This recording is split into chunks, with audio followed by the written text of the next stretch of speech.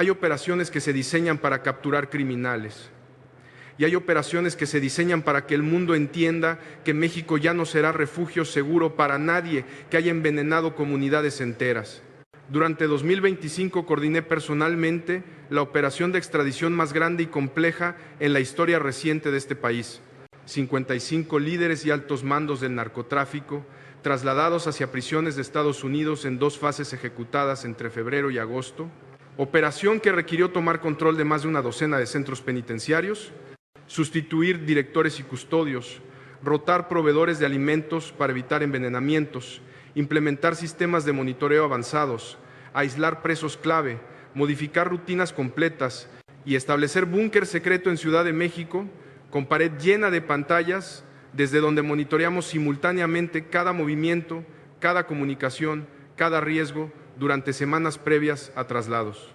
Entre los 55 extraditados estaban nombres que cualquier mexicano reconoce inmediatamente. Rafael Caro Quintero, quien ordenó tortura y asesinato del agente de la DEA Enrique Camarena en 1985. Abigail González Valencia, líder de los Queenies, brazo financiero del cártel Jalisco Nueva Generación.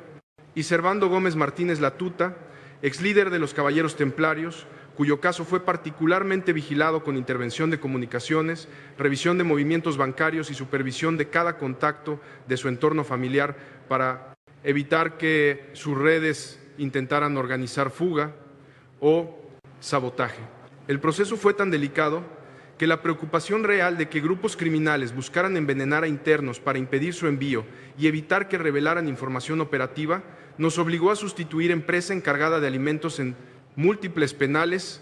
decisión que al principio pareció excesiva hasta que inteligencia confirmó que habían existido contactos entre proveedores anteriores y operadores externos de organizaciones criminales. La operación no terminó cuando los 55 abordaron aviones militares con destino a Estados Unidos, muchos creyendo hasta último momento que serían liberados tras supuestos sobornos hasta que escucharon "Bienvenidos a América", sino que continúa ahora porque Washington y Ciudad de México ya estamos en negociaciones para tercera entrega de narcotraficantes de alto perfil, lo que sugiere que Modelo se convertirá en mecanismo permanente de cooperación bilateral,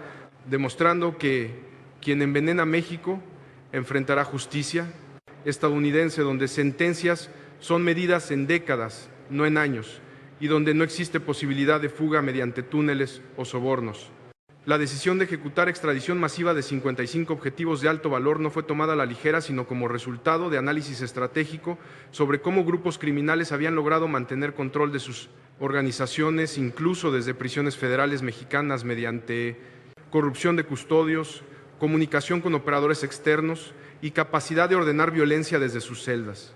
Durante meses previos habíamos documentado casos donde líderes encarcelados continuaban dirigiendo operaciones de narcotráfico, extorsión y asesinatos usando teléfonos celulares introducidos por personal corrupto, enviando instrucciones mediante visitantes familiares que actuaban como mensajeros y manteniendo estructuras de poder intactas que permitían que sus organizaciones funcionaran normalmente a pesar de que supuestamente estaban neutralizados. Esa realidad frustrante donde captura del líder criminal no resultaba en desmantelamiento de su organización porque simplemente continuaba dirigiéndola desde prisión, nos obligó a reconocer que el sistema penitenciario mexicano, aunque mejorado significativamente durante últimos años, aún tiene vulnerabilidades que criminales con recursos masivos pueden explotar.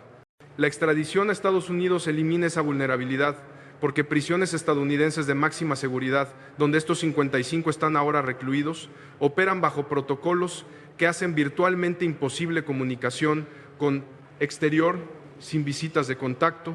llamadas telefónicas monitoreadas y limitadas, correspondencia revisada completamente,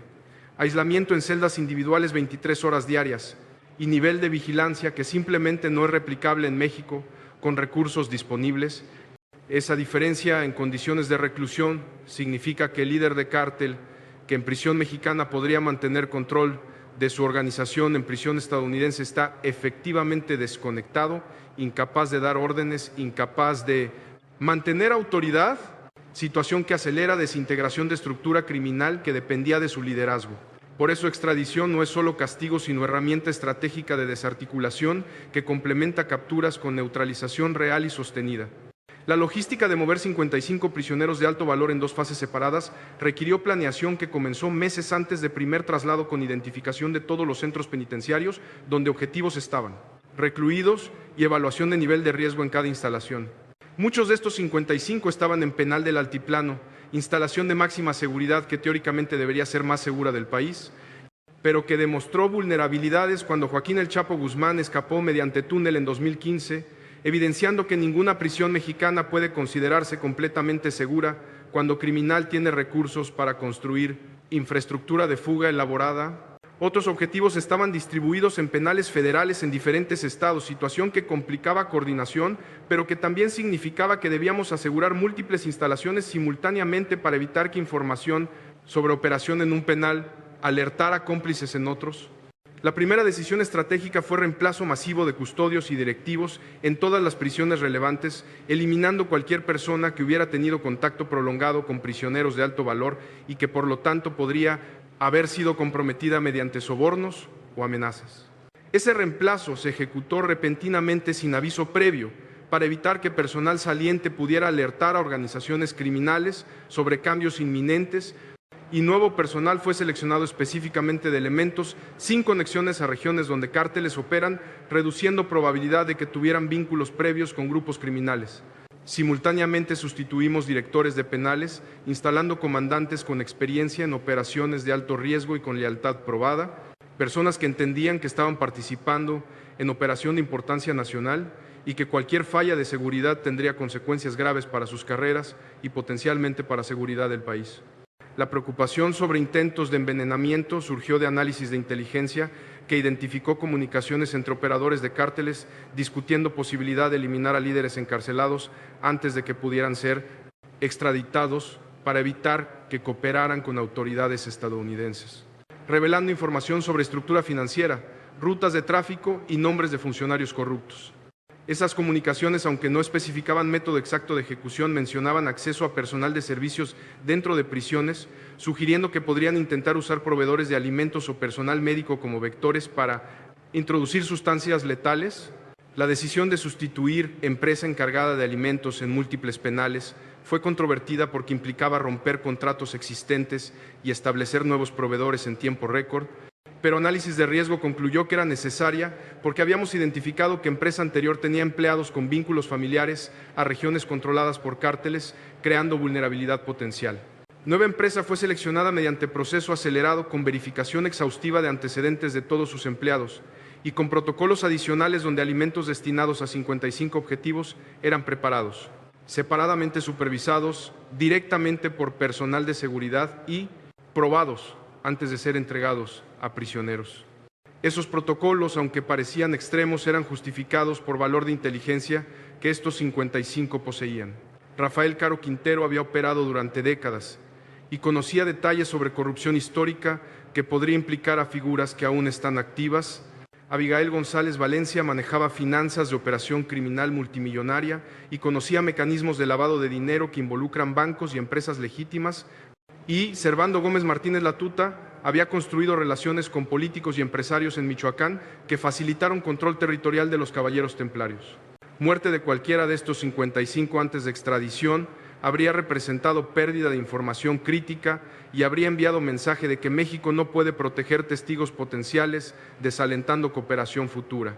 Las renovaciones de sistemas de vigilancia en penales fueron necesarias porque análisis técnico reveló que cámaras existentes tenían puntos ciegos que podían ser explotados y que equipos de grabación en algunos casos tenían más de década de antigüedad, con vulnerabilidades conocidas que hackers sofisticados podrían comprometer.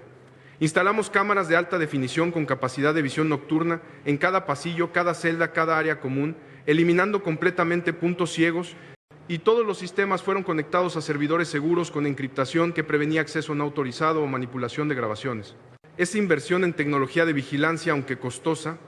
era esencial porque experiencia de fuga del Chapo había demostrado que criminales con recursos pueden planear escapes durante meses o años identificando gradualmente vulnerabilidades y esperando momento óptimo, y única manera de prevenir eso es vigilancia constante, sin interrupciones, donde cada movimiento de prisionero es documentado y analizado en tiempo real. Los prisioneros más peligrosos aquellos identificados como teniendo mayor capacidad de comunicación con sus redes, fueron aislados completamente en celdas de máxima seguridad, donde contacto con otros prisioneros era eliminado.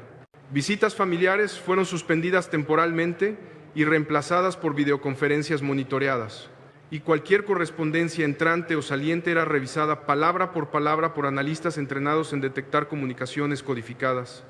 Ese nivel de aislamiento, aunque duro, era necesario durante semanas previas a extradición porque sabíamos que organizaciones criminales estarían en alerta máxima intentando determinar qué estaba planeado y buscando maneras de interferir, y cualquier filtración de información sobre fechas o métodos de traslado podría resultar en intento de rescate o sabotaje que pondría en riesgo vidas de personal de seguridad y éxito de operación completa.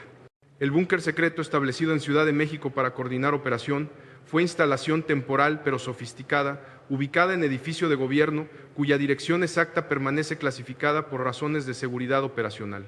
La sala principal tenía pared completa cubierta con pantallas conectadas a sistemas de vigilancia en todos los penales relevantes, permitiendo que equipo de coordinación observara simultáneamente lo que estaba ocurriendo en múltiples ubicaciones y respondiera inmediatamente a cualquier anomalía. Otras pantallas mostraban rastreo GPS de vehículos de transporte que serían usados durante traslados, condiciones meteorológicas en rutas planeadas, estado de preparación de aeronaves militares y feeds de comunicaciones interceptadas de organizaciones criminales buscando indicios de que hubieran detectado preparativos. Pasé incontables horas en ese búnker durante semanas previas a ambas fases de extradición, monitoreando personalmente cada aspecto de operación y tomando decisiones en tiempo real cuando surgían complicaciones. En un caso detectamos que familiar de uno de los 55 había comenzado a hacer preguntas inusuales sobre horarios de visita, sugiriendo que podría estar intentando recopilar información para planear interferencia. Inmediatamente ordenamos vigilancia intensificada de esa familia y descubrimos comunicaciones con operador del cártel confirmando que estaban coordinando algo. Familia fue informada que visitas estaban suspendidas indefinidamente y operador fue identificado y puesto bajo vigilancia. En otro caso, sistema de monitoreo detectó que custodio nuevo, a pesar de verificación de antecedentes, había comenzado a pasar tiempo inusual cerca de celda de objetivo de alto valor. Investigación reveló que había recibido contacto de intermediario ofreciendo pago sustancial por información sobre rutinas de prisionero. Custodio fue removido inmediatamente y reemplazado antes de que pudiera comprometer seguridad. Esos incidentes, aunque manejados exitosamente, demostraron que incluso con precauciones extremas, grupos criminales estaban buscando activamente maneras de penetrar seguridad, validando decisión de implementar protocolos tan estrictos. La coordinación con autoridades estadounidenses fue crítica, porque aunque México tiene autoridad sobre extradición, el proceso requiere cooperación estrecha con Departamento de Justicia DEA y Servicio de Marshals, que serían responsables de custodia de prisioneros una vez cruzaran frontera. Semanas antes del primer traslado, equipos estadounidenses llegaron a México para inspeccionar preparativos y proporcionar recomendaciones basadas en su experiencia con extraditaciones de alto perfil y establecimos canal de comunicación directa donde podíamos compartir información de inteligencia en tiempo real sobre amenazas potenciales. Aeronaves que serían usadas para transportar a 55 fueron desplegadas semanas antes y estacionadas en ubicaciones seguras con mantenimiento constante y vigilancia para prevenir sabotaje, y pilotos fueron seleccionados específicamente por su experiencia en operaciones de alto riesgo y fueron brifeados exhaustivamente sobre protocolos de seguridad, incluyendo procedimientos en caso de intento de interceptación o emergencia. Durante vuelo, Estados Unidos también proporcionó equipos de seguridad adicionales que acompañarían traslados, incluyendo agentes armados de Marshal Service y especialistas en manejo de prisioneros peligrosos, colaboración que incrementó significativamente el nivel de seguridad, pero que también requirió coordinación cuidadosa sobre cadena de mando y autoridad jurisdiccional durante diferentes fases de operación. Esa cooperación bilateral, aunque compleja logísticamente, demostró un nivel de confianza que se ha desarrollado entre nuestros países en materia de seguridad y envió un mensaje importante a la comunidad internacional de que México está comprometido con combatir crimen organizado transnacional mediante todos los medios legales disponibles, incluyendo extradición de criminales que enfrentarán justicia más severa en cortes estadounidenses. El día de primera fase de extradición en febrero fue momento de máxima tensión porque después de semanas de preparación, todo dependía de ejecución perfecta en ventana de tiempo limitada. Los 29 prisioneros de primera fase fueron despertados en madrugada, sin aviso previo, informados inmediatamente que estaban siendo extraditados y fueron movidos en vehículos blindados desde sus celdas hacia puntos de transferencia, donde esperaban convoyes con escolta armada pesada. Algunos prisioneros, particularmente Rafael Caro Quintero, permanecieron en silencio, procesando realidad de que décadas en prisión mexicana terminarían con traslado a sistema estadounidense, donde probablemente pasarían resto de sus vidas. Otros expresaron incredulidad, insistiendo que tenían recursos legales pendientes, que deberían prevenir extradición o que habían pagado a personas que garantizaron su protección. Protestas que fueron ignoradas porque órdenes de extradición habían sido finalizadas por cortes mexicanas y estadounidenses y no había recurso legal que pudiera detener proceso en ese punto. Convoyes se movieron hacia Penal del Altiplano, donde aeronaves estadounidenses esperaban en pista especialmente preparada. Ruta fue asegurada completamente con elementos de Guardia Nacional, Marina y Policía Federal, bloqueando accesos y estableciendo perímetros de seguridad. Y sobrevuelo fue monitoreado por helicópteros de vigilancia, buscando cualquier indicio de amenaza. Cuando 29 prisioneros llegaron a pista, fueron trasladados directamente a aeronaves sin demora, procesados rápidamente mediante verificación de identidad y documentación, y en menos de 2 horas desde que fueron despertados en sus celdas, estaban en vuelo hacia Estados Unidos. Esa velocidad de ejecución era deliberada para minimizar tiempo durante el cual organizaciones criminales podrían intentar interferir. Y éxito de operación sin incidentes confirmó que meses de preparación habían valido la pena, estableciendo precedente para segunda fase que ejecutaríamos 6 meses después. La segunda fase en agosto, aunque siguió mismo modelo general, incluyó lecciones aprendidas de primera fase que permitieron ejecutar operación con aún mayor eficiencia y seguridad. Los 26 prisioneros de segunda fase, que incluían a Abigail González Valencia y Servando Gómez Martínez Latuta, fueron manejados con protocolos aún más estrictos, porque análisis postoperacional de primera fase había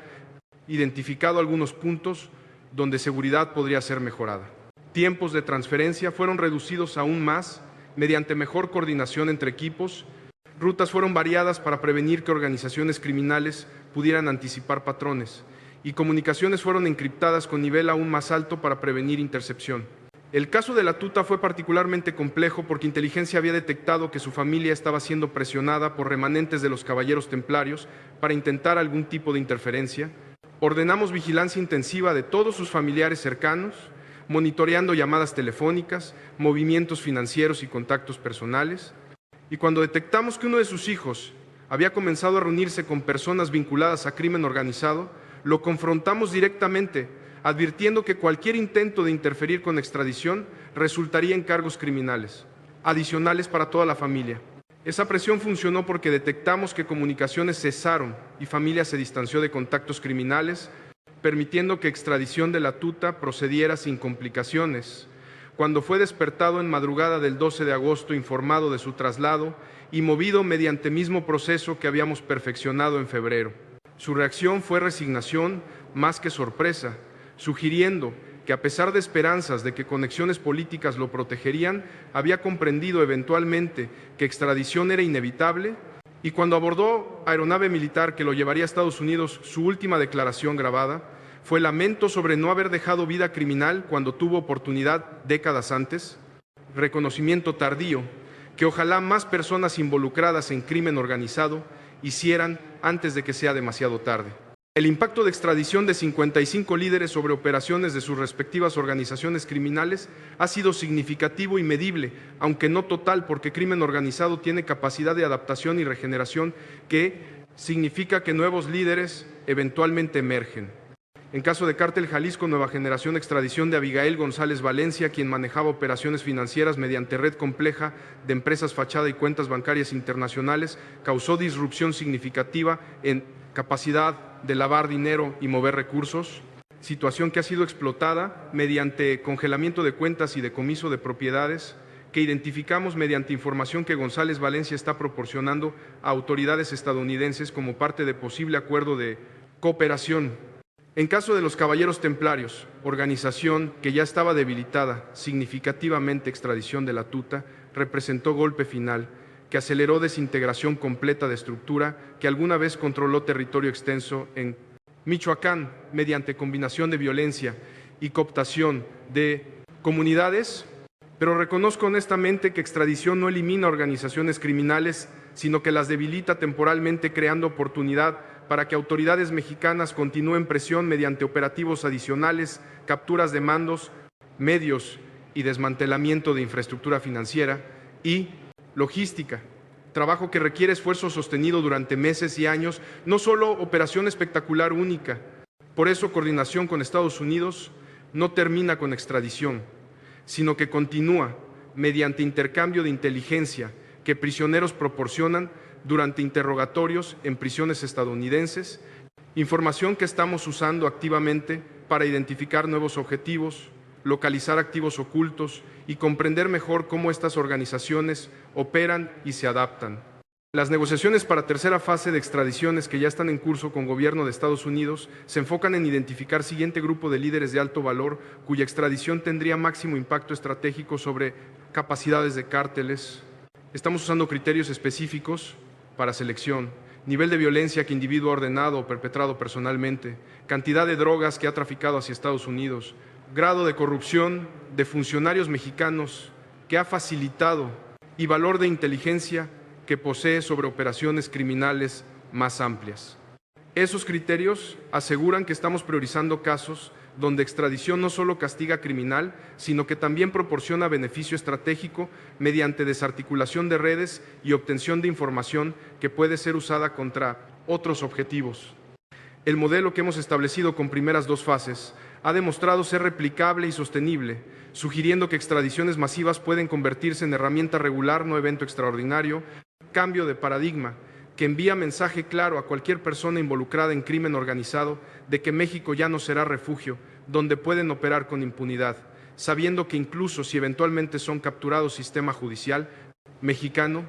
tiene limitaciones que pueden explotar. La realidad ahora es que captura significa muy probable extradición a Estados Unidos, donde sentencias son medidas en décadas y donde condiciones de reclusión eliminan capacidad de continuar dirigiendo operaciones criminales,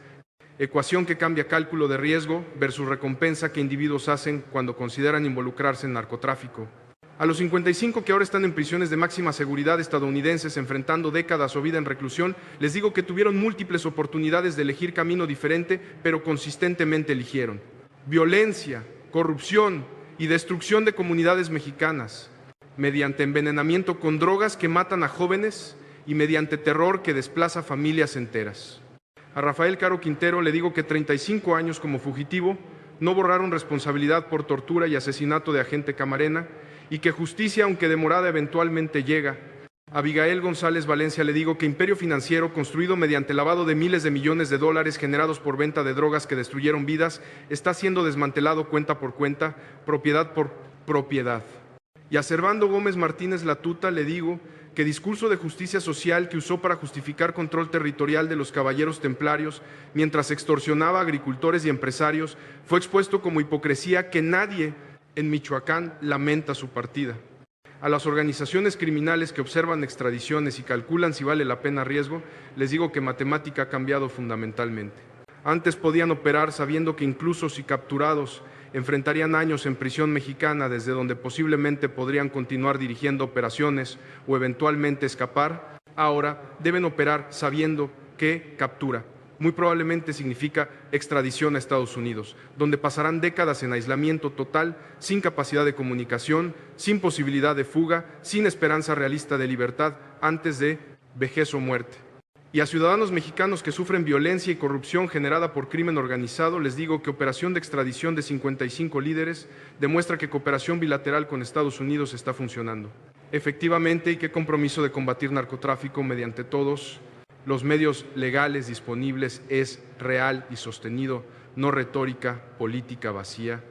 Mientras mantenga responsabilidad de seguridad nacional, continuaré priorizando extradiciones de líderes criminales como herramienta estratégica de desarticulación que complementa capturas locales con neutralización definitiva en sistema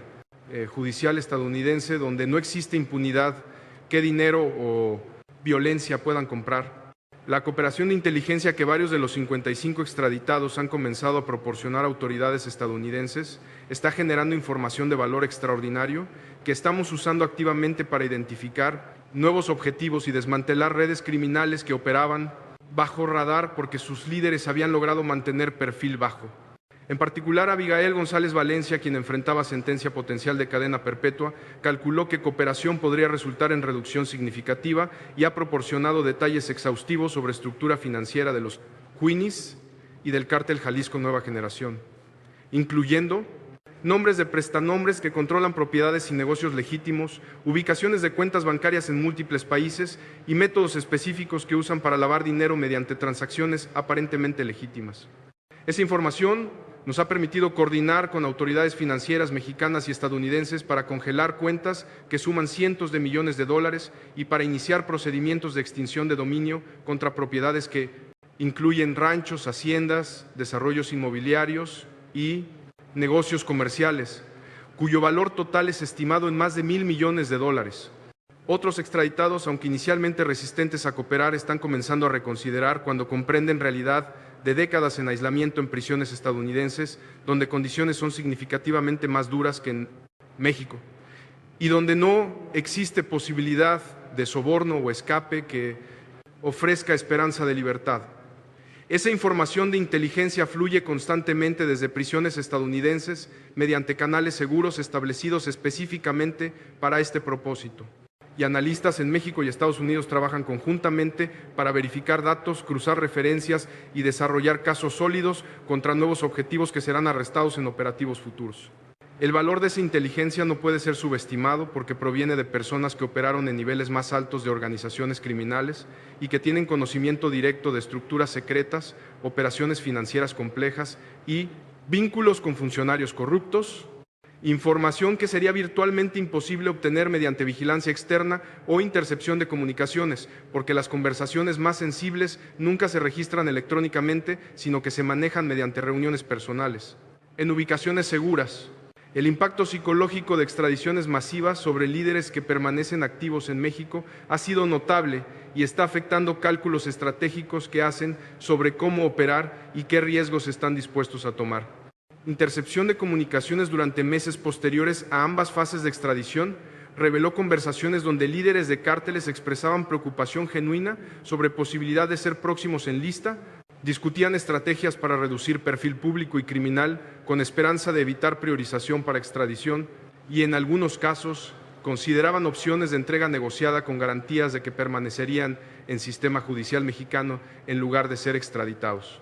Esa preocupación es exactamente el tipo de presión psicológica que buscábamos generar, porque cuando líderes criminales operan con miedo constante de captura y extradición, su efectividad disminuye significativamente, toman menos riesgos, limitan comunicaciones con subordinados creando ineficiencias operacionales, gastan recursos en seguridad personal en lugar de expansión criminal y en algunos casos cometen errores por paranoia que facilitan su eventual captura. También hemos observado tensiones incrementadas dentro de organizaciones criminales, donde mandos medios cuestionan decisiones de líderes que parecen estar priorizando su propia seguridad sobre intereses de organización, fragmentación que debilita cohesión y que en algunos casos ha resultado en rupturas violentas cuando facciones rivales intentan tomar control. Esas dinámicas internas, aunque no son causadas exclusivamente por extradiciones, ciertamente son aceleradas y amplificadas por ambiente de incertidumbre que Operación creó, demostrando que impacto estratégico va más allá de simple remoción de 55 individuos para incluir efectos sistémicos sobre cómo organizaciones criminales completas funcionan y se adaptan. Monitoreamos esas dinámicas cuidadosamente porque nos proporcionan oportunidades tácticas donde podemos explotar debilidades aumentadas mediante operativos timing, perfectamente para maximizar disrupción y capturar objetivos en momentos de vulnerabilidad. El marco legal que hizo posible extradiciones masivas de 55 líderes fue resultado de años de trabajo colaborativo entre Fiscalía General de la República y Departamento de Justicia estadounidense, refinando tratados bilaterales y estableciendo procedimientos que aceleran proceso sin comprometer derechos legales de acusados. Históricamente, extradiciones de México a Estados Unidos eran procesos lentos que podían tomar años debido a apelaciones legales, múltiples recursos de amparo y complejidad de coordinar entre sistemas judiciales de dos países con tradiciones legales diferentes,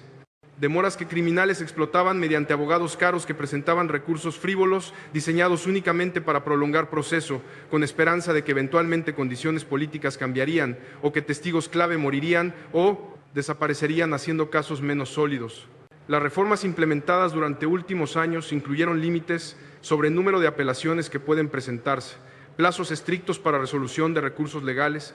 y criterios más claros sobre qué circunstancias justifican prevención de extradición,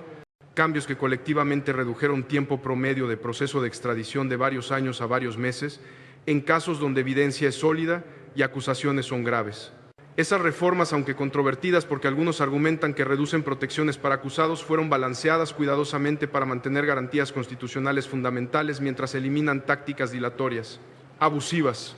y han sido validadas por tribunales mexicanos que han confirmado que el proceso cumple con estándares de debido proceso requeridos por Constitución y por tratados internacionales de derechos humanos. El éxito en extraditar 55 líderes en 2 fases durante el mismo año demuestra que el marco legal está funcionando como diseñado y que México tiene ahora capacidad institucional para ejecutar extradiciones masivas de manera que sería imposible hace década. Evolución que refleja maduración del sistema judicial y compromiso de usar todas las herramientas legales disponibles para combatir crimen organizado transnacional. El análisis económico del impacto de extradiciones sobre operaciones criminales de los 55 sugiere disrupción financiera masiva, que aunque temporalmente puede ser absorbida por organizaciones con recursos profundos, representa presión acumulativa que gradualmente degrada capacidad operativa. En caso de Cártel Jalisco, nueva generación de extradición de Abigail González Valencia, quien controlaba operaciones financieras, ha resultado en congelamiento de aproximadamente $400 millones en cuentas bancarias ubicadas en México, Estados Unidos y múltiples países de Centroamérica. Europa y Asia, cantidad extraordinaria que, aunque representa fracción de activos totales del cártel, es suficiente para crear crisis de liquidez que afecta capacidad de pagar a sicarios, sobornar funcionarios y mantener infraestructura logística. Esa crisis se manifiesta en reportes de inteligencia que indican que CJNG ha reducido pagos a operadores en algunas regiones, causando descontento que en varios casos ha resultado en defecciones donde células completas han cambiado lealtad a organizaciones rivales o han intentado operar. Independientemente, fragmentación que debilita control territorial y que crea oportunidades para que autoridades capturen territorio mediante presencia permanente antes de que cártel pueda reorganizarse. Además del congelamiento de activos líquidos, los procedimientos de extinción de dominio que estamos ejecutando contra propiedades identificadas mediante información de González Valencia representan pérdida de activos que incluyen no solo inversiones financieras, sino también infraestructura operativa como ranchos que eran usados para almacenar drogas y armas, bodegas que facilitaban logística de distribución y negocios legítimos que proporcionaban fachadas para lavado de dinero.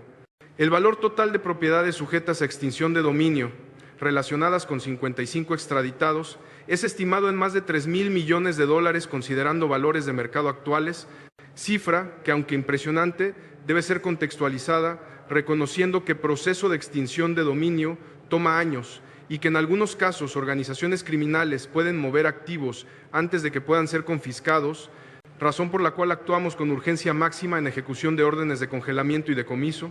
La respuesta de prisiones estadounidenses, donde 55 están ahora recluidos, ha sido implementación de protocolos especiales de seguridad y monitoreo que reconocen el nivel de amenaza que estos prisioneros representan y valor de inteligencia que poseen.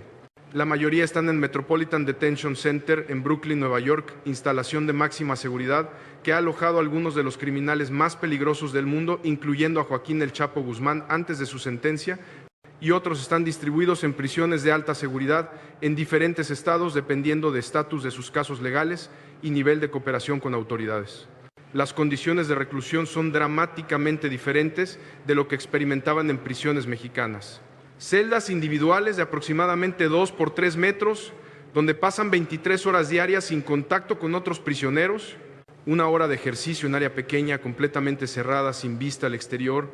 comunicación con abogados y familiares estrictamente limitada y monitoreada, sin acceso a televisión, radio o internet, excepto mediante equipos compartidos en áreas comunes, durante tiempo limitado y bajo supervisión constante, y alimentación mediante bandejas que se pasan por ranura en puerta de celda, eliminando incluso contacto mínimo con personal de prisión.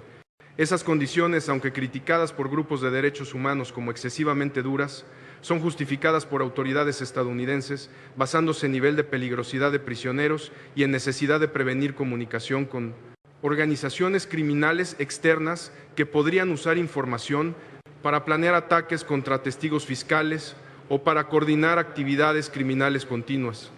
Los reportes que recibimos de autoridades estadounidenses indican que varios de los 55 han experimentado deterioro psicológico significativo debido a aislamiento prolongado manifestado en depresión, ansiedad y en algunos casos intentos de autolesión, situación que,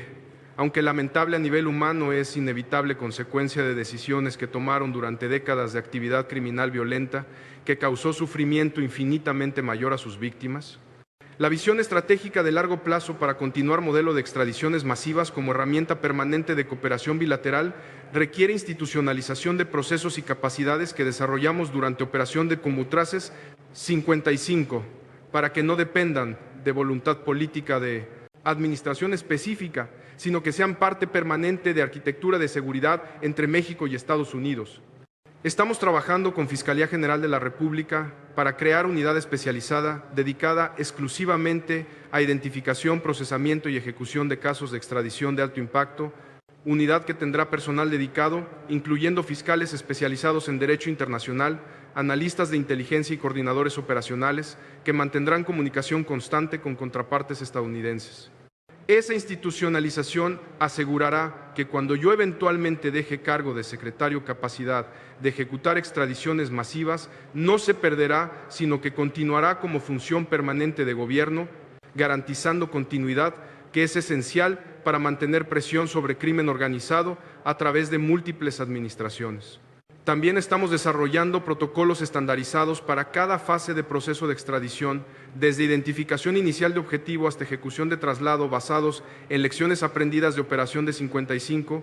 protocolos que serán documentados exhaustivamente y entrenados a nuevo personal para que errores que cometimos puedan ser evitados y mejores prácticas puedan ser replicadas. Adicionalmente, estamos negociando con Estados Unidos expansión de lista de delitos que califican para extradición expedita para incluir no solo narcotráfico y asesinato, sino también extorsión, secuestro y corrupción de funcionarios, expansión que permitiría extraditar criminales cuyas actividades principales no involucran drogas, pero que igualmente causan daño masivo a sociedad mexicana. Esa expansión es importante porque, como vimos en caso de la Choquiza en Ecatepec, muchos grupos criminales modernos obtienen ganancias significativas mediante extorsión y otras actividades que técnicamente no son narcotráfico, pero que son igualmente destructivas para comunidades. Y capacidad de extraditar líderes de esos grupos proporcionaría herramienta adicional para combatir evolución de crimen organizado hacia modelos de negocio diversificados. El legado de operación de extradición de 55 líderes será medido no solo por remoción de esos individuos específicos, sino por precedente que establece sobre compromiso de México de usar extradición como herramienta estratégica, regular y por mensaje, que envía a generaciones futuras de personas que consideran involucrarse en crimen organizado,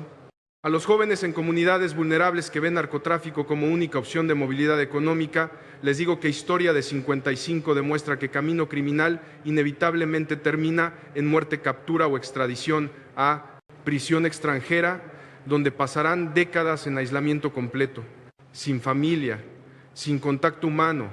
sin esperanza, y que incluso si logran acumular riqueza durante años de actividad criminal, eventual pérdida de libertad y de dignidad humana hace que cualquier ganancia sea ilusoria. A los funcionarios públicos que consideran colaborar con crimen organizado mediante facilitación de operaciones o mediante protección de criminales, les digo que 55 que extraditamos tenían redes extensas de colaboración institucional que no los salvaron de enfrentar justicia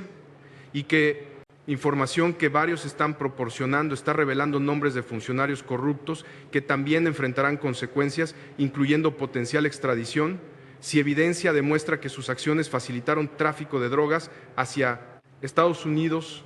y a comunidad internacional que observa esfuerzos de México para combatir crimen organizado transnacional. Les digo que extradición de 55 líderes en año único demuestra que compromiso es real y sostenido, no retórica, política, y que estamos dispuestos a usar todas las herramientas legales disponibles, incluyendo entrega de ciudadanos mexicanos a sistema judicial extranjero cuando gravedad de sus crímenes justifica esa medida extraordinaria. La operación de 55 extraditados es ejemplo de cómo cooperación bilateral efectiva entre México y Estados Unidos puede lograr resultados que ningún país podría lograr independientemente. México proporciona capacidad de captura y procesamiento legal, mientras Estados Unidos proporciona capacidad de reclusión segura y sentencias severas que eliminan amenaza permanentemente, combinación que representa modelo de colaboración que debería ser expandido y profundizado en años venideros. Mientras mantenga responsabilidad de seguridad nacional, continuaré impulsando ese modelo porque representa mejor esperanza de que eventualmente podamos degradar capacidad de crimen organizado hasta punto donde ya no represente amenaza existencial para estabilidad de México y seguridad de ciudadanos. Mexicanos que merecen vivir sin miedo de violencia criminal que ha plagado este país durante demasiadas décadas.